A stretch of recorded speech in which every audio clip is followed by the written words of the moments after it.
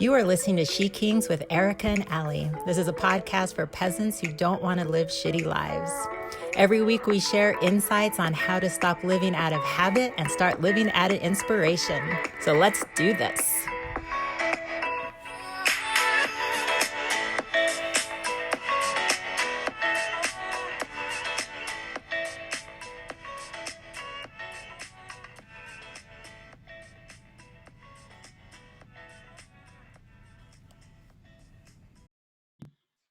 All right. We're here. And we're both bathed in sunlight. That's pretty We cool. are. It's the only way to be. You know, it's our only time outside, our only connection with nature. It's sunlight from the windows. I'm so lucky that we have a wraparound balcony on our. Yes, Lord. So we can go and hang out outside and just soak up the sun. Yeah, man. It's well needed. So to our listeners, get some sun however you can. Yeah, absolutely. However you can. So listen, welcome to SheKings, where every week we bring clarity to overused spiritual buzzwords and little known spiritual concepts so you can live a life with more freedom and ease. Mm-hmm. This is episode 38 or episode 18 of season 2. And yeah, we are super excited to be here with you folks. Thank you all for listening. Thank you all for giving us feedback and just showing up for us. We really enjoy showing up for you guys. So what's going on, Allie? Not much. Colorado is in mandatory lockdown as of yesterday.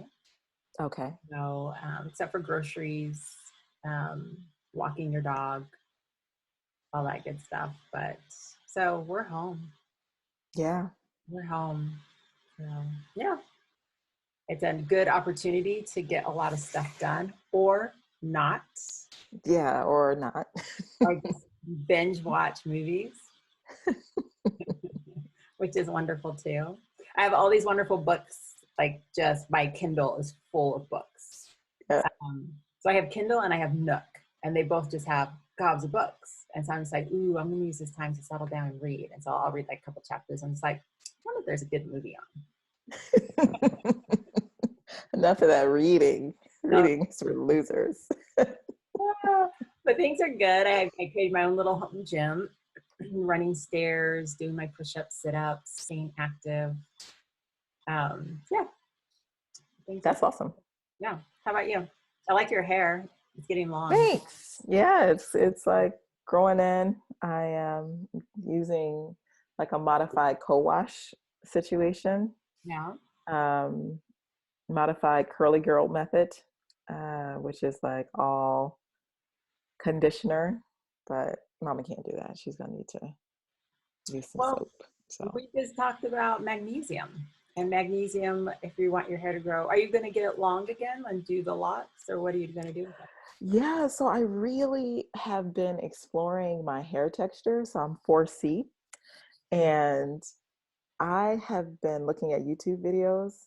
Allie, when I tell you that Black Girl Magic is the realest shit ever, I mean, these girls are doing such crazy stuff with their hair. I'm like, man, if I had these videos when I was, 15, please, y'all wouldn't have been able to tell me nothing. I'd have been like, I am amazing. Like, I am literally from the gods. So you're welcome. They are not. They're like super, super simple, but it's also just this understanding of this hair texture that, in Black communities, good hair, and I mean, I don't think anybody ever says somebody has bad hair, but like my hair texture was never considered good hair when I was growing up. And like, yeah, all of a sudden there are just like all of these like very simple ideas that like just respect the beauty of this hair texture. And I'm like, this is freaking awesome. So I was thinking about relocking it, but I might give it a shot, because my whole thing is like to try to manage this.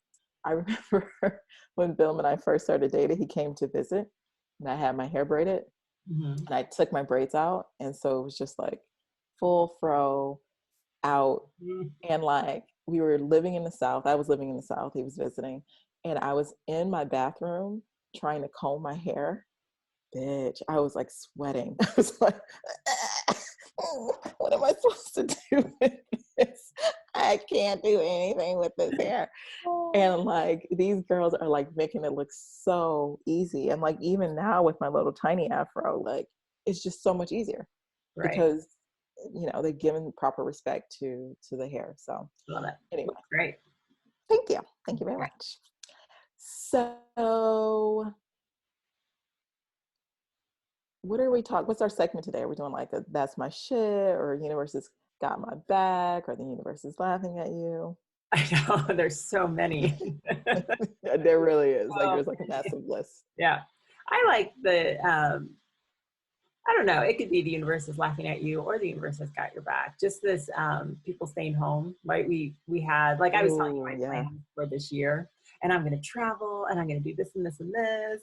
And then everything's on lockdown. And so it's interesting to see that we have all these plans, and, we put a lot into our plans, just the hmm energy and the excitement. And then when they get shut down, it's like, oh, and then, absolutely. how to pivot that, how to redirect it into something else. So, and now let's do the universe has got your back. That'd be more of that. Not that the universe Yeah, off, that your plans got. I mean, maybe. that one too. They both fit. But what's so interesting about this one, the universe having our back, um, so many layers to it, but everybody's doing it. Yeah. Like there's pretty much nowhere in the world where people aren't having the exact same experience, you know, that we're having. And we're thousands of miles away from each other. And we're having the exact same experience right now, down to the sunlight. I know. So Yeah. yeah, yeah, it's kind of beautiful. Yeah. So just going back to that the universe has our back. We just have to show up however it feels good to show up. Yeah, absolutely. All right. What is our topic for today? I'm scrolling down to get to it. We are talking about transcending fear. So, just continuing on that fear topic, last week, you remember we talked about exploring our pattern for dealing with um, stress, our stress reaction, our fear reaction. And so, everybody should have done their homework. If you're new to SheKings, definitely go back to episode One. 37. Yeah, episode one, number one. You have plenty of time on your hands now. You can catch up. But that's so true. But go back to the episode before this, also about fear, and just get an understanding of how you typically respond when things are not going as planned, when you're under a lot of stress. And this week, we're going to talk about transcending fear completely. Yeah. So, what do people tend to think about transcending fear? Well, there is a number of things. So, like, should we ignore it? Should we invite it in for a 5-course meal? Should we pass it around to others? Here, Yes. please take some. Yeah. Yeah. So there's a lot of talk around fear and how people use it, or not use it, how people interact with it. Yeah. Yeah. It's funny because I was listening to somebody that I follow on the Facebooks. Yes, people, I'm back on Facebook. I'm not posting. I see her. I I'm see your having a glance at the gram, not posting it. I see your But face pop up on my messages that I send you. I'm like, oh, she's on. she's on. It's so crazy. It's good to be back. But this woman that I follow, um, she was talking about something I hear all the time about fear. She was saying, oh, we have to use fear to, if you're not afraid, then maybe you're going outside and, engaging with this virus and passing it on. And I was like, yeah, I don't know if we actually need fear so much as we, for me, it's like common sense, right? Like, just be a good social citizen. I don't need to be like quaking in my boots here and telling myself, about the end of times, to sit my butt at home and be a good social citizen. Um, so, and I think a lot when you're talking about people passing fear around, I think that's a lot of it as well. I think people might even think that they are being a good social citizen by sharing some of the scary stories, like the one you talked about last week. Like, this is terrifying. Everybody needs to read it. I think people think that the fear gets them something. Yeah. And it's, and truly, like, I mean, if you think about it with little kids, right? Don't touch the stove. It's that whole fear thing. Like, you will burn your hand. It'll hurt so bad because you don't want them to hurt. Yes, And so we use that's it. fear to kind of protect, like, don't run in the street. Like, you see that big car, like, it will hit you and you will die. Yes. Like, because you really want them to understand, like, don't do these things, because truly that could be the outcome. I love that, because there is so much altruism in a lot of the stories that the mind tells us. It really is trying to protect us. Fear really is trying to protect us. Like, be afraid of, heights, because you could fall, like you're pointing out. And so it's not necessarily that the intention is negative. Right. But the outcome and the spread of the fear and the panic um, can really cause a lot of internal discord. People are mad online. There's a ton of anger that is growing directly from the fear and the panic that is being spread around. Yeah. Also, it's interesting that fear is already inside of you. And so if you read something or somebody says something to you and you take it as fearful, right? Then it's already in you. So for example, I sent this video to some of my, like, a group of friends, and I was just simply like, hey, has anybody heard any, it's about the coronavirus. I said, I was just curious. Has anybody heard anything about this? Like, is it legit or what is it? And then one of my friends said, stop spreading fear. And I was like, which made me sit and think, just like, oh, that's her perception of it. Like that video triggered fear in her, or she projected it. Like, it wasn't fearful to me at all. I was like, it was interesting. I was just trying to get some clarification on it. And so it is like, if people share things or say things and it triggers fear in you, that's your perception of it too. So fear can show up in so many different ways. That's funny. That's really funny. I completely identify with that. Yeah. Huh. So what does it mean, from your perspective, to transcend fear? Like, to move from fear to feeling better, right? So it's not that we're ignoring fear, we're pushing it aside, we're talking ourselves out of it. So look at it like we teach all the time, like, look at the feeling, look at the story, the thought that created the feeling.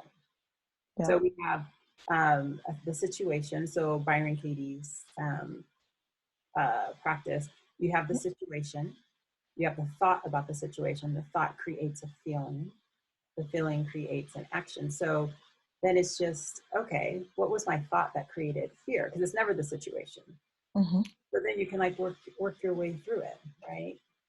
Absolutely. Yeah. Absolutely. I love that.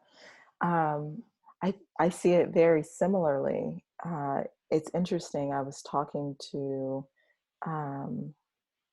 a client today, and he was really struggling with sort of the ups and downs of life, and how, he's been so high and he's had such, good things happen in life. And now he's feeling like everything is bad.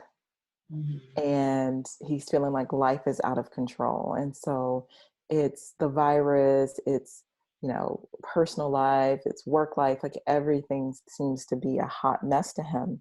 And, I was talking to him about sort of the core philosophy of the work that I do with coaching. Mm-hmm. And um, I was telling him, because what he was saying, he was like, I know how to pull myself out of this, but I don't have the energy to do it. And he's like, I just don't understand why I feel so low and why I can't snap out of it. And I was telling him about how when I was like at my lowest point and I was super depressed, I felt the same way because at that time I was still coaching and, clients were getting good results. I was a yoga teacher. It's like I knew every freaking tool in the book to feel better, but I could not help myself to feel better. And it wasn't until I met my teacher and I really started to see life with clarity that I realized that, and I've been talking a lot about this in our most recent episodes, that having a good life and having a bad life are the same, right? These ups and these downs are the same. And I feel like transcending fear is when you realize that there's something that is not involved in the ups and downs of life. There's something that is not mm, not interested in fear, and it's also not interested in being calm either. It is a peace and it's a joy that stands apart from anything and everything that the eyes may perceive. And what that is who and what we really are. And so I feel like when I talk about transcending fear, I'm talking about coming out of the matrix Mm-hmm. where fear exists, right? Yeah. There's the possibility for us to live in a space where, you know, what fear? Where you don't have to talk yourself into feeling better, when you don't have to analyze your fear, when you don't have to give words and energy to to any of it. So even with that guy, I was saying to him, you feel so low and so tired right now and unable to pull yourself out of it because when you started to feel bad, you fought it with trying to feel good. And that takes your freaking energy. I was like, you're burning energy. And the voice that says everything's bad and the voice that says feel better, feel better, feel better, all you got to do is this, they're both just fucking voices. But if you can release those voices, then you've transcended, right? The ups and the downs. So, That's wonderful. yeah, I think we can end yeah. there. I really think we can, except for we have more to the show. I think that's So, we have two more parts. Um, one is just some simple tools that people can use to transcend fear. yeah.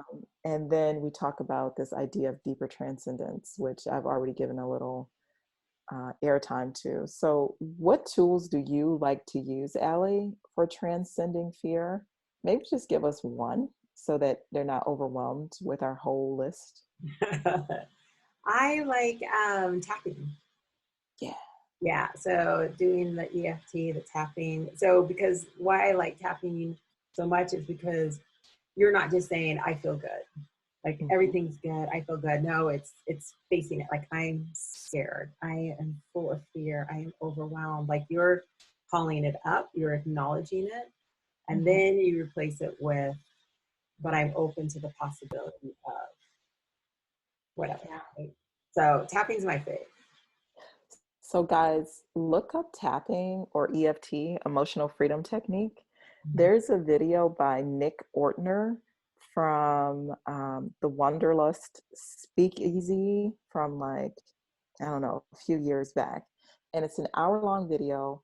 Nick Ortner, Wanderlust Speakeasy on tapping, and he really breaks down what tapping is, why it works, and what points you're actually tapping on. So he's literally teaching an audience of people how to do it. And so if you want to know more about tapping, check out that video. Allie and I should create a video, but let's be honest, me and Allie are just, we're doing this show on a weekly basis, and that's all we got. So if we put out a video, definitely let you guys know.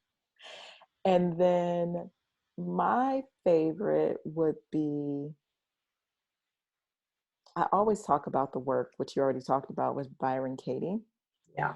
So fuck it, let's just stick with it. It's my number one. So you can look up the work of Byron Katie on her website, but I'll just give you one question, two questions from her multiple question process. The first question is, once you find the thought that's making you afraid, I'm worried that, a loved one will pass away from this virus. I'm worried that I will lose my job. I'm worried that I'm going to lose my job because of the coronavirus. This is the fear. This is the thing that is causing me so much stress. I want you to ask yourself these two questions. The first question, again from Byron Katie, is, how do I feel when I believe that thought? Yeah. I feel stressed. I feel worried. I can't take deep breaths. I'm overwhelmed. I'm angry with my family. I'm angry with people who try to make light of what's happening. I am just in a rage when I believe the thought I'm going to lose my job because of the coronavirus. And then the second question is, and for this one, open your mouth and breathe. And I want you to feel the answer. What would be different? How would I feel without the thought, I'm going to lose my job because of the coronavirus? You try to think the thought, but you can't think it. You're sitting there, you have all of the same uncertainty, but you are without that thought. And see how you feel. Lighter, present, more relaxed, at ease. So, yeah, and I love the work because this doesn't ask you, and it's about transcendence, because it doesn't ask you to come up with a better, happier thought. Even if I lose my job, I'll be able to find something, right? Because then that'll bring up another bout of stress possibly. Or I won't lose my job. These people are going to do the right thing. And so this is energy expended. But the work, those two questions are about transcendence, because it's like, step into the space of no thought. No extra effort. What is it like to be beyond fear at all? To be beyond those thoughts at all? I like that. Yeah. Yeah. And then moving down to how to transcend it, just a couple more points, because you did make awesome. You talked about that. That was really good. Yeah. Your client. My favorite one, transcending it, is, and I've learned to really embrace this, and I love it when my clients hesitate, where it's just, I am willing. Yeah. I am willing to lose my job. I am willing to get sick. I am willing to, like, you're embracing, I am willing to stay healthy. I am willing to get sick. I am willing to have a job. I am willing not to have a job. I'm willing to keep my studio. I am willing for my studio to close. Like, you're just embracing it all. So you're not fighting up against anything. And that's, for me, has been like one of the most powerful practices, where it's just like, you know what, I'm willing. Yeah. Yeah. Absolutely. We spent a lot of time talking about the I am willing practice. And the fear comes up absolutely when you say that but it allows you to sit with it, and it allows you to explore, well, what would it be like if I were willing? Well, shit, I would, because when you're not willing, there's an internal fight happening. And when you can really sink into what it would be like to be willing to just have any experience that you've been avoiding, then all of a sudden the body can relax and you can be comfortable, because all of a sudden you don't mind what's coming. It all becomes okay. And this is the nature of life. This is the nature of the universe. The universe is not upset about what's happening. The universe accepts it all. The universe always says yes. Yeah. And when we experience true peace, we are fully in line with the universe, and we are also always saying yes. Because like Byron Katie says, whenever I argue with God, whenever I argue with the universe, I only lose 100% of the time. Only every single time. Yeah. That's it. And so all these three practices, tapping, Byron Katie's the work, or the I am willing practice that Allie and I are both so obsessed with, they get you to a place where you have gone beyond this physical experience into something that's much deeper. Yeah, love it. I love it. So that is our transcending fear talk. So we hope some pieces of it resonate with you, and please start to use it. Yeah.